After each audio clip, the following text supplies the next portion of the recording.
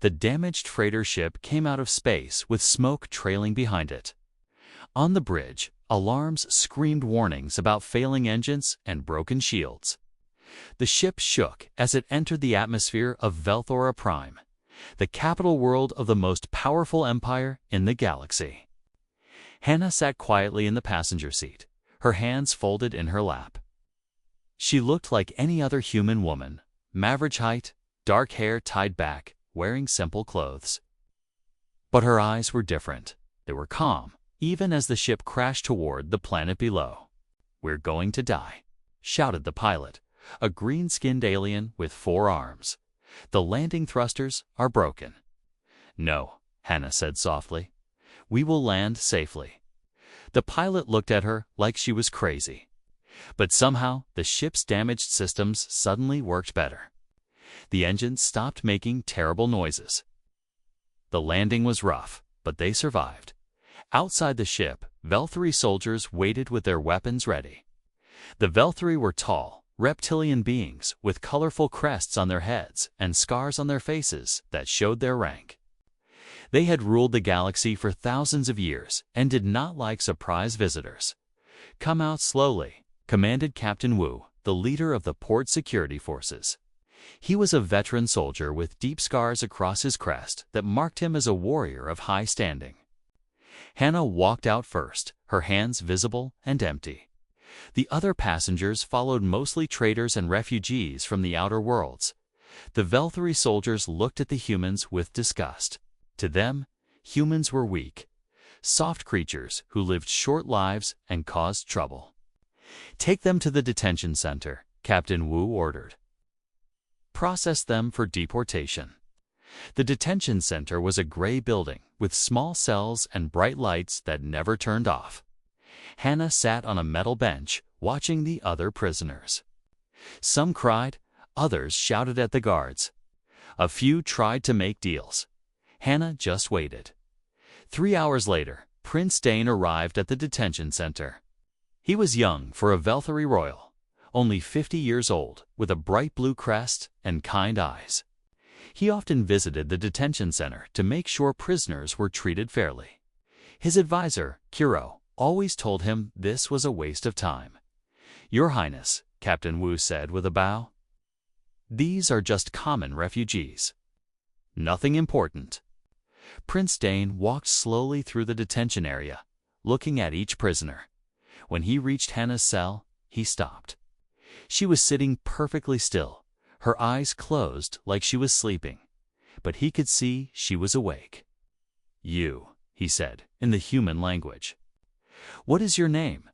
Hannah opened her eyes. "I am Hannah. I was a trader before pirates attacked my ship." "Where are you from?" "The Outer Rim colonies. My family grows food on a farming world." Prince Dane studied her face. Something about her seemed different from other humans he had met. She was not afraid. She was not angry. She was just waiting. "What happened to your ship?" "Pirates destroyed it. I was lucky to escape on the freighter." Hannah's voice was steady. "I only seek a safe place to wait for rescue." Kuro, the prince's advisor, pulled him aside. "Your Highness, we should not waste time with these creatures. The Empress expects you at the palace for the evening ceremony." But Prince Dane was curious. "Give her food and water. Move her to a better cell." "But Your Highness, that is an order." Later that evening, something happened that would change everything. In the detention center, a young Velthori guard named Yuki was hurt in an accident. A heavy door fell on his leg, breaking the bone. He screamed in pain as purple blood spread across the floor. The other guards ran to help, but the medical team was too far away. The boy was dying. Hannah stood up in her cell. "Let me help him. Stay back, human," shouted a guard, but Hannah was already moving. She reached through the metal bars of her cell and grabbed them with her bare hands. The guards watched in shock as the thick metal bars bent like soft clay. Hannah stepped through the opening she had made. The sacred crystal barrier around the detention center began to glow with warning lights. This barrier was blessed by the ancient. Priestessin was supposed to keep dangerous prisoners from escaping. No one had ever broken through it before Hannah walked to the injured guard. She knelt beside him and placed her hands on his broken leg. A soft light came from her fingers. The bone healed instantly. The blood stopped flowing. The young guard sat up, perfectly healthy. Then Hannah touched the crystal barrier itself. It was bright blue and hummed with power.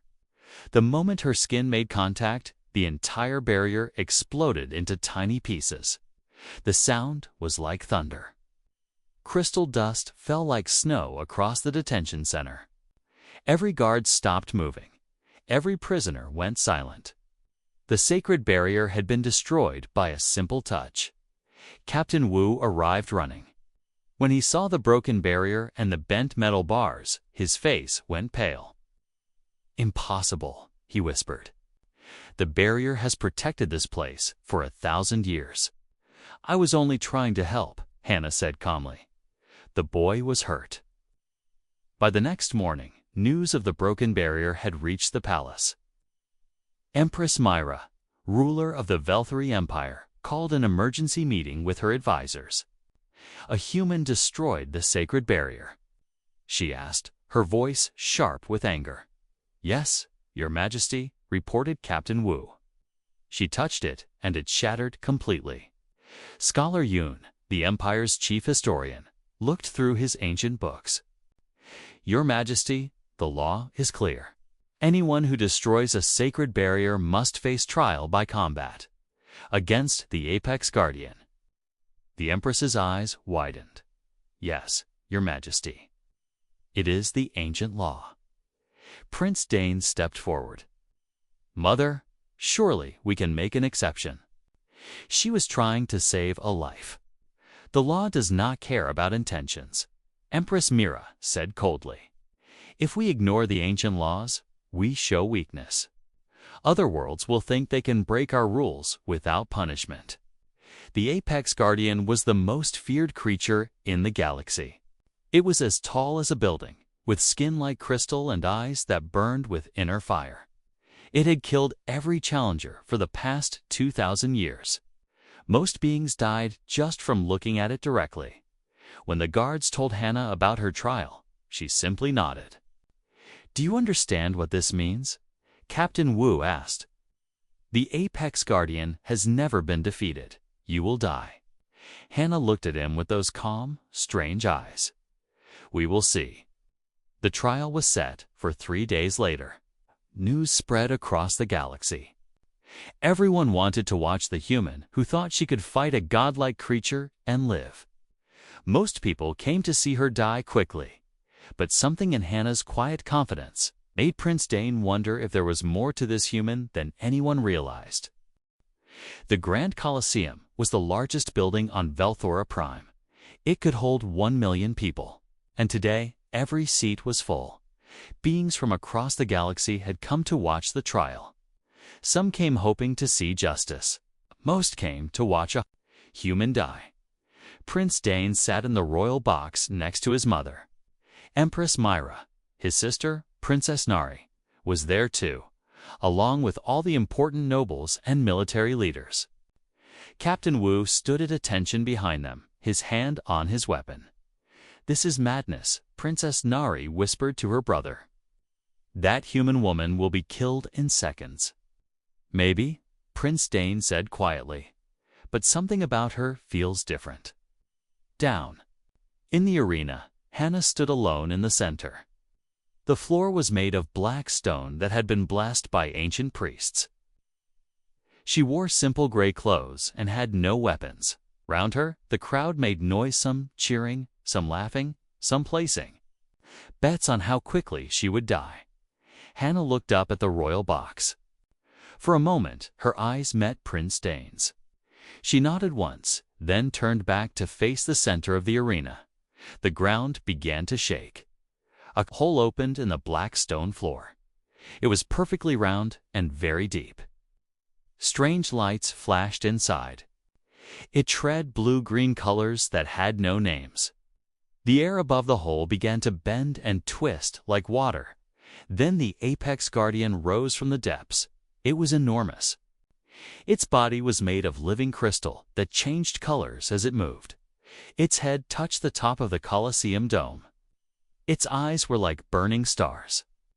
When it breathed, the air itself caught fire. The crowd went silent.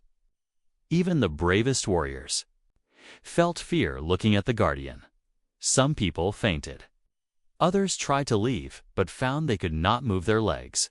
Scholar Yoon spoke into his recording device with a shaking voice. Day 1847 of the Guardian's life. Another challenger faces.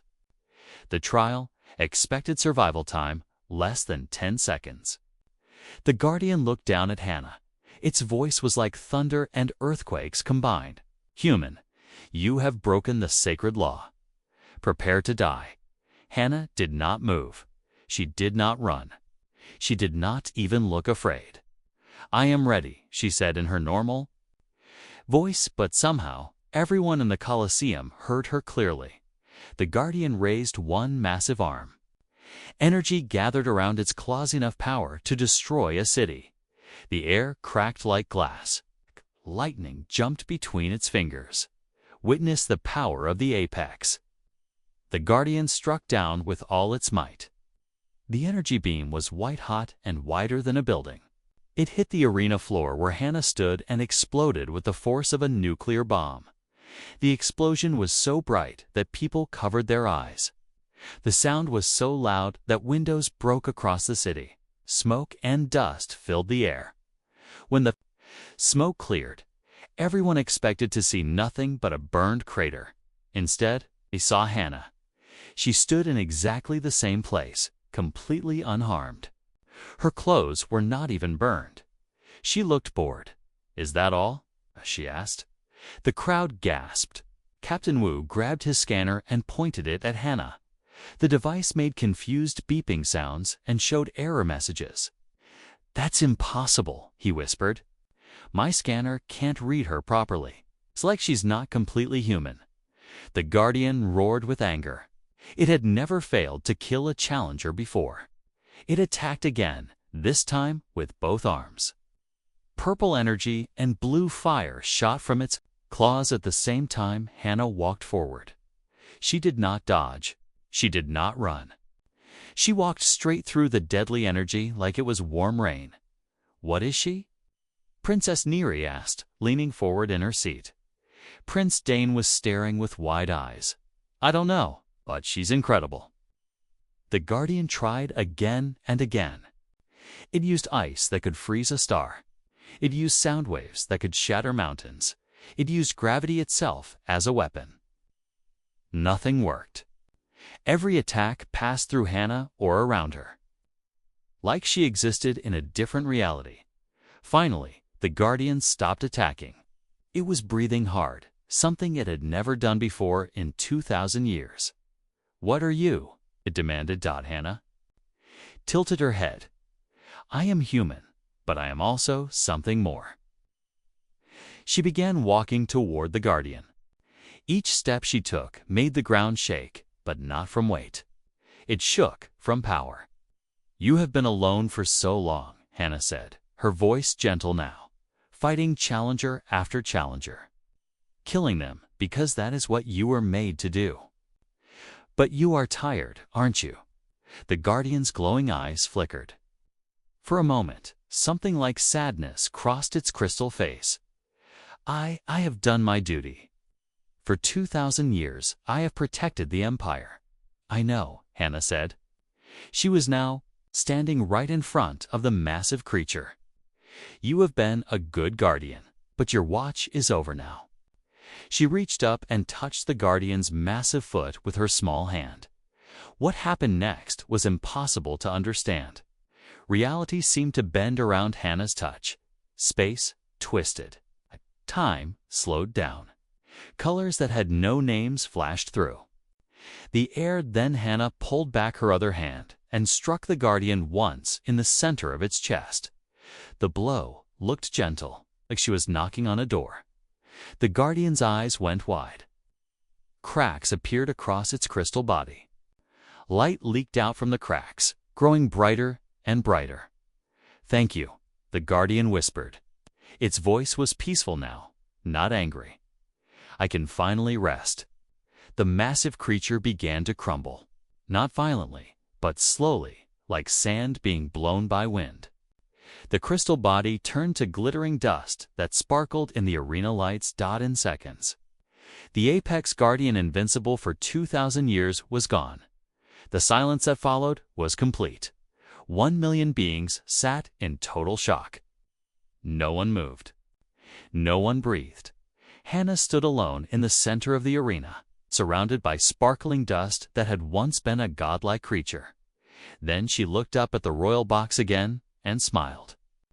"I believe that concludes the trial," she said calmly. The crowd exploded into chaos. Some people screamed, others cheered. Many just sat in stunned silence. In the royal box, Empress Mira's face had gone completely white. "Scalayun," she said. In a shaking voice, "Find the ancient laws. Find them now, Your Majesty." If someone defeats the Apex Guardian, what happens next? Scholar Yun's hands trembled as he opened his oldest books. He read quickly, his eyes getting wider with each line. "Your Majesty," he said finally, his voice barely a whisper. "According to the Bloodline imperative, whoever defeats the Guardian gains the right to claim the royal bloodline." Prince Dane looked at his mother, then at his sister, then down at Hannah, who was still standing calmly in the arena. "What does that mean exactly?" he asked. Scholar Yun swallowed hard. "It means she has the right to bear children with the royal family. The law says the bloodline must be strengthened by the victor's genetics or the empire will fall." The entire royal box went silent down in the arena. Hannah brushed the glittering dust off her hands and began walking toward the exit. She moved like someone who had just finished a simple task, not someone who had just changed the fate of the galaxy. As she reached the arena door, she paused and looked back up at Prince Dane. "I'll be waiting," she called out, her voice carrying clearly through the stunned silence. Then she was gone, leaving behind only the sparkling remains of what had once been the most powerful creature in the known universe. The royal palace was in chaos. Servants ran through the halls carrying urgent messages. Guards stood at every door, their weapons ready. News of the Guardian's defeat had spread across the galaxy in hours, and now every world was asking the same question: what happens next? In the Great Library, Scholar Yun worked through the night. Ancient books covered every table. Some were so old they turned to dust when touched. Others glowed with their own light, written in languages that few beings could still read. Prince Dane found him there at dawn, surrounded by scrolls and tablets. "Tell me what you have learned," the prince said. Scholar Yun looked tired and worried. "Your Highness, the laws are very clear, but they are also terrible." He opened the oldest book, its pages made from metal that never rusted. This is the chronicle of the First Empire. It tells of the last being who defeated an Apex Guardian. When was this? 3,000 years ago. The being was called the Destroyer of Worlds. After winning the trial, it took members of the royal family as mates. The children born from this union became the rulers of the next age. Prince Dane felt cold. What happened to the original royal line? They became something new, stronger, but also different. Some say they were no longer the same species. In another part of the palace, Princess Neri was conducting her own investigation. She had always been interested in science, and now she was running tests on the crystal dust that remained from the Guardian. Her assistant, Dr. Ben, looked at the test results with confusion. "Princess, these readings make no sense. The dust shows signs of advanced technology mixed with biological material. But the technology is unlike anything we know." "What do you mean?" "It's as if the Guardian was not just a creature. It was also a machine, a very advanced one." Princess Nari studied the data. Could someone have built it? Not someone from our galaxy. This technology is thousands of years ahead of anything we have. Meanwhile, in the detention center that had been converted into comfortable guest quarters, Hannah sat quietly in her room. She had been given good food, clean clothes, and books to read. But she spent most of her time looking out the window at the city below. Captain Wu came to visit her. He brought tea and sat across from her at a small table. "You are not what you seem," he said. "No," Hannah agreed. "I am not. Will you tell me the truth?" Hannah was quiet for a long moment. Then she spoke. "I was born on a human colony world called New Sol. My parents were farmers. That part was true. And the rest, when I was 16, I was chosen for a special program. Humanity has been preparing for something like this for a very long time." Captain Wu leaned forward. "What kind of program?" "We call it the Integration Project.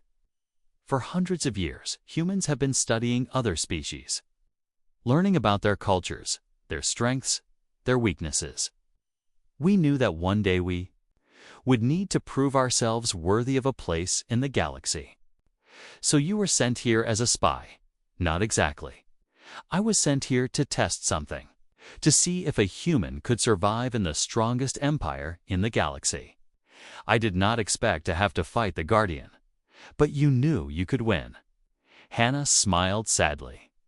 "I hoped I could, but I was not certain until the moment I touched it."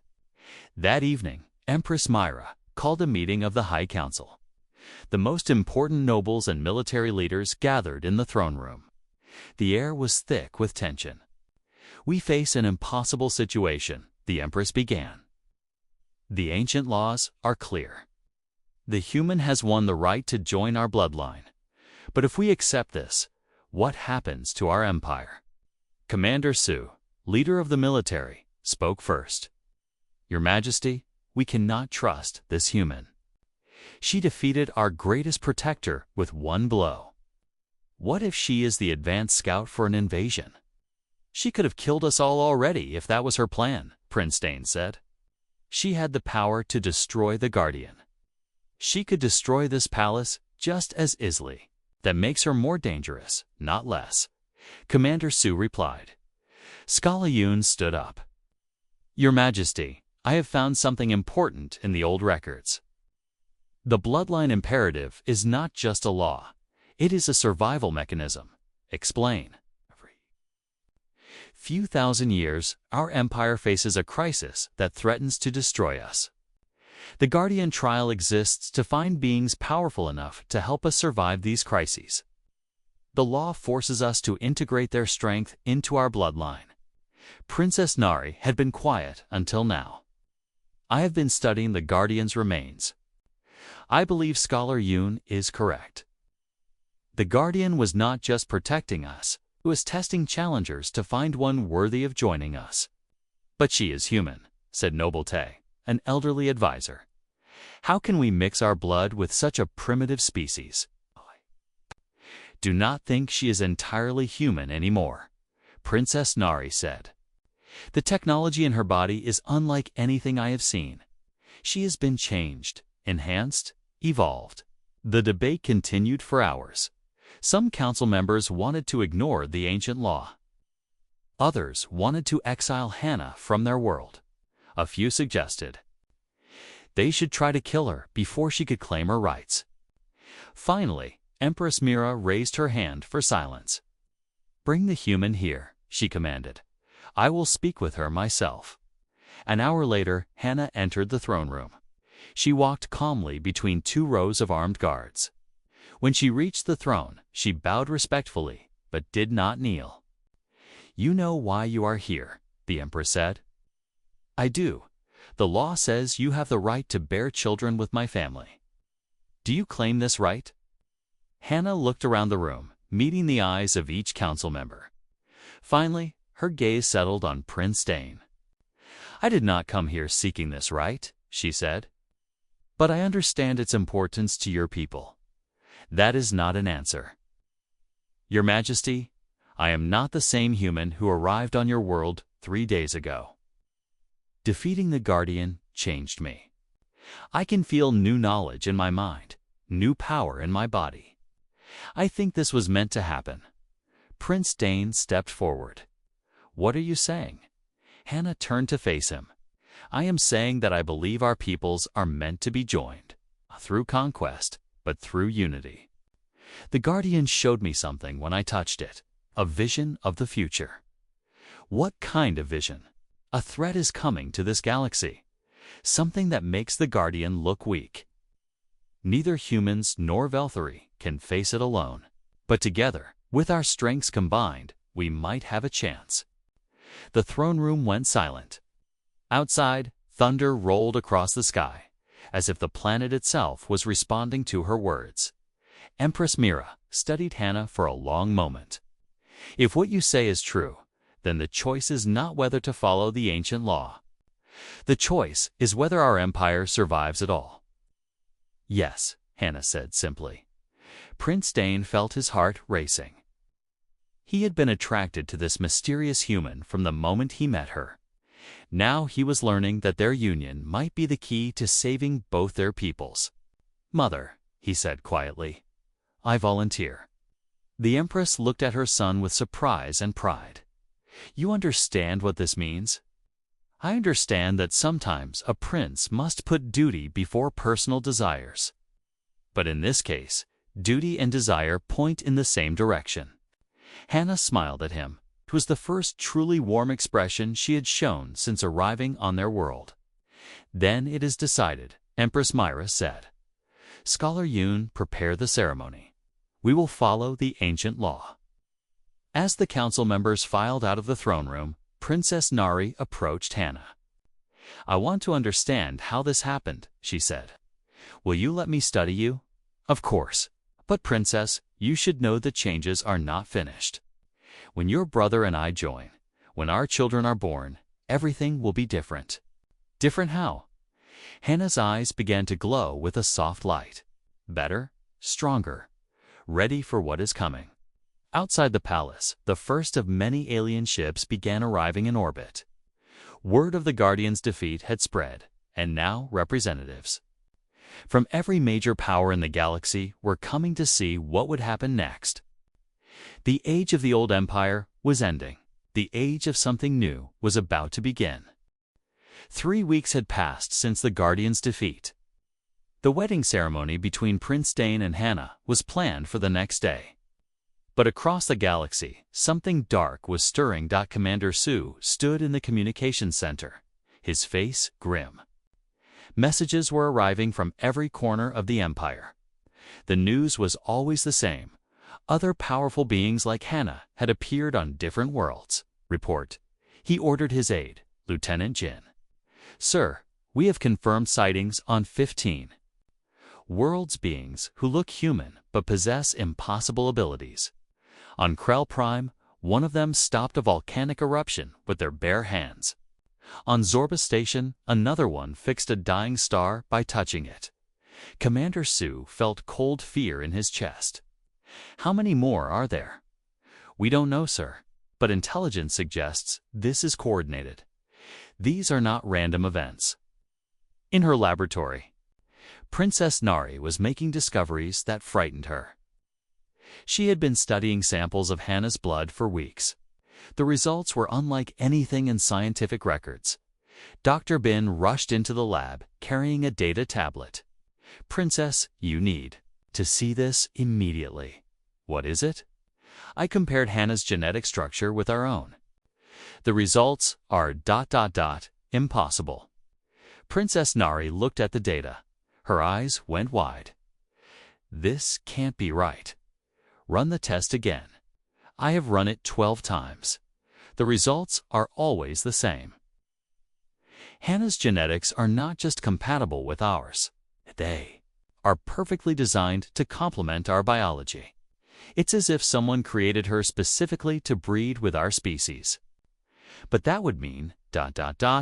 Yes, Princess. Someone has been planning this for a very long time. In the royal gardens, Hannah and Prince Dane walked together among the flowering trees. Tomorrow they would be married, but both felt the weight of larger events pressing down on them. "Tell me about your real mission," Prince Dane said quietly. Hannah was silent for a long moment.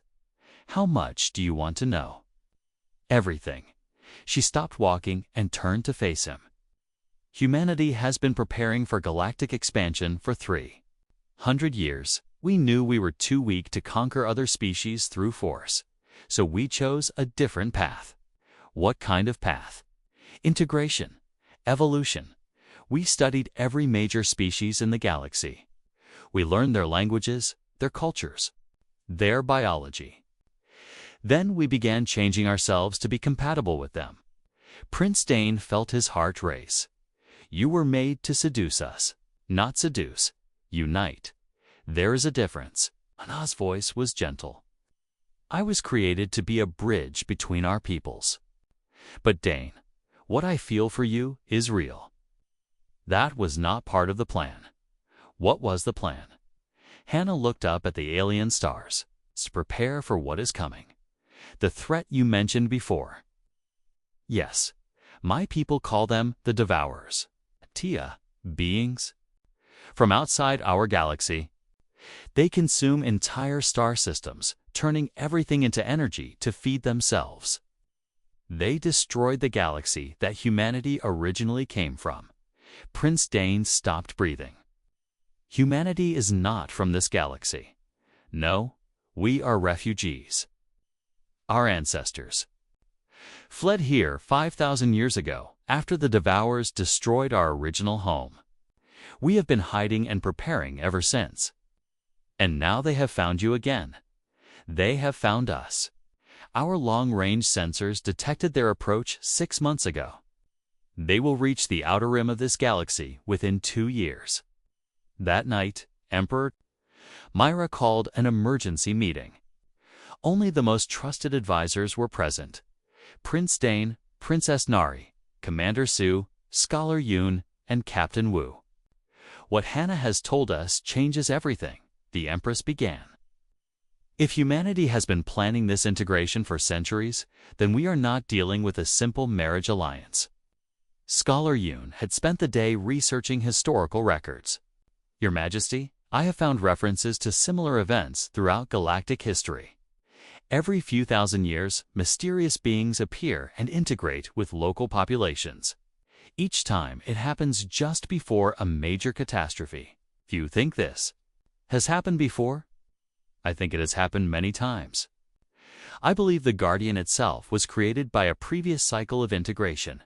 That is why it was testing challengers.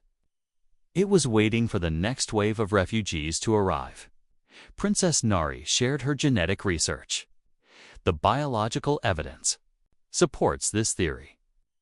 Hannah's genetics show signs of multiple alien influences. She is not just human. She is a hybrid of many species." Commander Sue slammed his fist on the table. "Then we are being invaded. These humans are taking over our worlds one by one."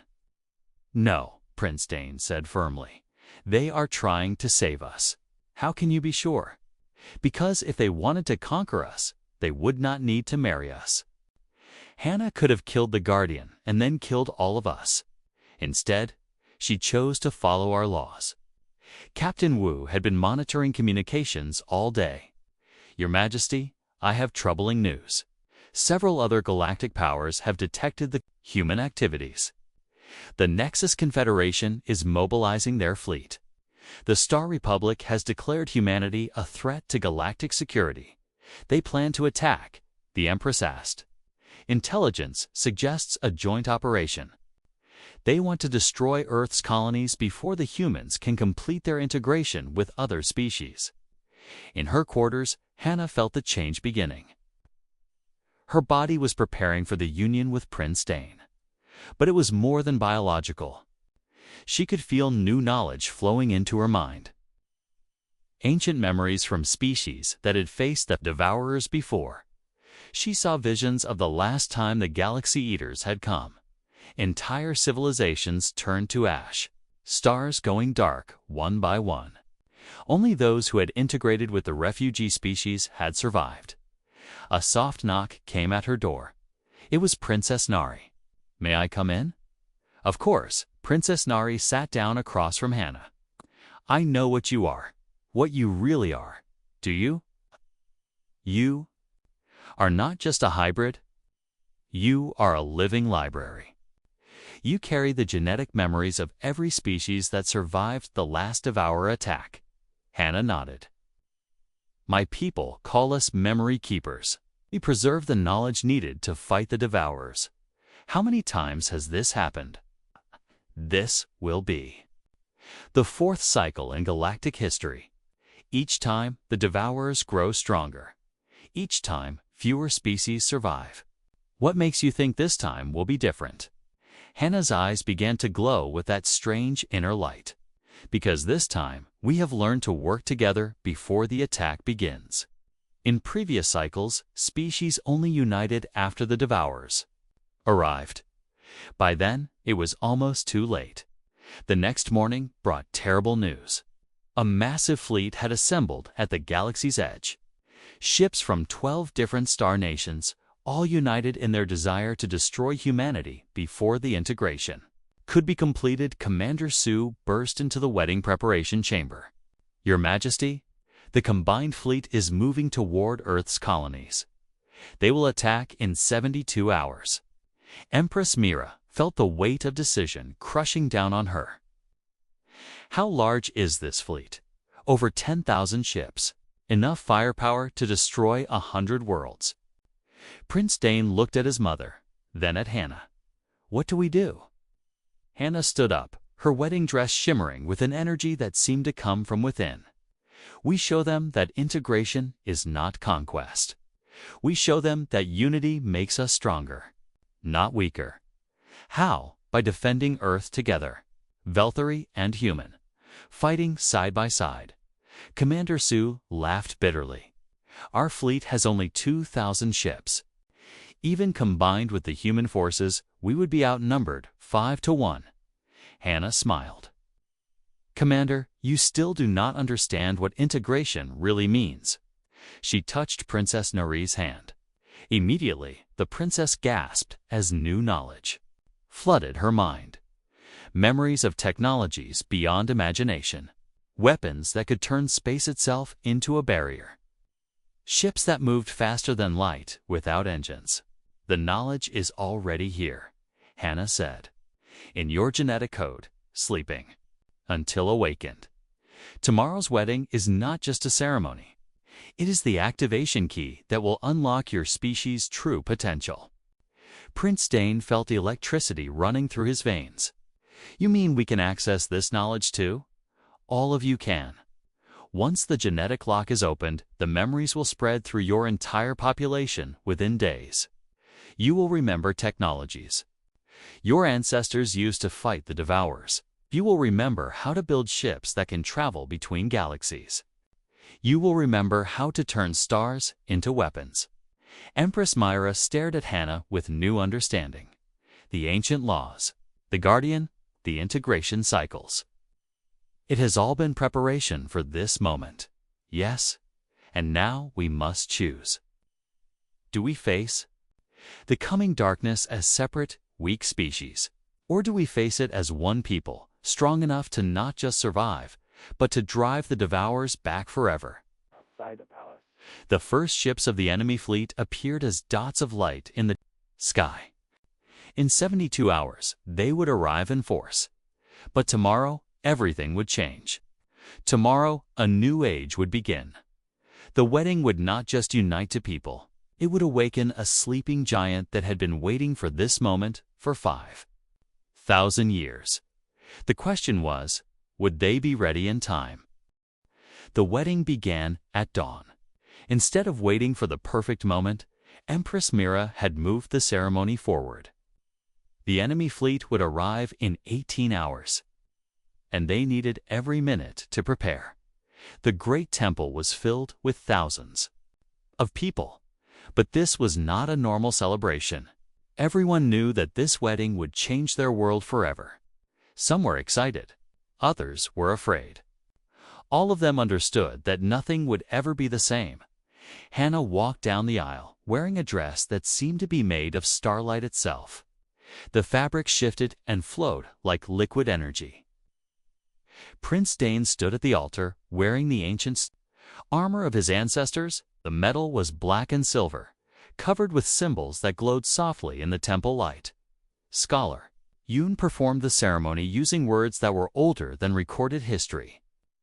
As he spoke the ancient vows, the air in the temple began to change. It felt heavier, more alive. Do you, Prince Dane of the House of Velthera, take this woman to be your mate for all time? I do, Prince Dane said. His voice was strong, but those who knew him could hear the nervousness underneath. Do you, Hannah of the human colonies, accept the bloodline bond that will make you part of our royal family? I do, Hannah replied. As she spoke, her eyes began to glow brighter. Then, by the ancient laws, I pronounce you joined in the sacred bond. The moment Scholar Yoon finished speaking, everything changed. Light exploded from Hannah's body, but it was not harsh or blinding. It was warm and welcoming. The light touched everyone in the temple, and as it did, they gasped in wonder. Prince Dane felt new knowledge rushing into his mind. He saw visions of technologies beyond imagination. Ships that could fly between stars in minutes, weapons that could destroy entire fleets with a single shot, shields that could protect whole planets. Princess Nari grabbed Dr. Bin's arm as the memories flooded through her. I can see it all, she whispered. The quantum fusion drives, the gravity wave cannons, the dimensional armor plating. I know how to build them. Across the temple, every Velthari person was experiencing the same awakening. Captain Wu suddenly understood battle tactics that could defeat enemies 10 times larger. Commander Su saw strategies for space warfare that turned weakness into strength. But the changes were not just mental. The Velthari people were becoming physically stronger too. Their reflexes were faster. Their senses were sharper. The integration was making them into something new. Outside the temple, similar awakenings were happening across the planet. Every Velthari citizen was receiving the genetic memories. Within hours, the entire civilization would be transformed in space above the planet. Something even more amazing was happening. The old Velthari ships were changing. Our hulls were reshaping themselves, growing new weapons and shields. Ancient technology that had been sleeping in their metal was waking up. Admiral Kong, commander of the home fleet, watched in amazement as his flagship transformed around him. All ships report the same thing, his communications officer said. The vessels are upgrading themselves. Our firepower has increased by 3,000%. But the real surprise came when new ships began to appear. They rose from hidden bases that had been sleeping beneath the planet's surface for thousands of years. Massive vessels that dwarfed anything currently in space. Where did they come from? Admiral Kong asked. According to the new memories, sir. They were built by our ancestors and hidden until the integration was complete. We have been preparing for this day for 3,000 years, but we forgot until now. Meanwhile, at the edge of the solar system, the enemy fleet had arrived early. Commander Vex of the Nexus Confederation smiled as he looked at the tactical display. 10,000 ships against what appeared to be a few hundred defenders. This will be over quickly, he told his officers. We will destroy the humans and their Velthari allies before they can spread their infection to other worlds. But as his fleet moved closer to the planet, strange readings began appearing on their sensors. Sir, his tactical officer said nervously, I'm detecting massive energy signatures from the planet. It's like they just powered up weapons we can't identify. Impossible. Our intelligence reports show they have only primitive technology. You need to see this. Commander Vex looked at the main screen, where there had been empty space around the planet. Now hundreds of massive ships were appearing. They were unlike anything in the galactic database. Their design was sleek and deadly. with weapons that seemed to bend space itself. "How many ships are we facing?" Commander Vex asked. "Unknown, sir. Our sensors can't get accurate counts. The energy signatures are interfering with our equipment." Back on the planet, the wedding celebration had become a war council. Hannah and Prince Dane stood together in the command center, their hands touching. Through their bond, they could coordinate the defense of both their peoples. "The human fleets are moving into position," reported Captain Wu. "They have ships hidden throughout this solar system, ships we never detected." Hannah smiled. "My people have been preparing for this day for centuries. We knew the other species would try to stop the integration."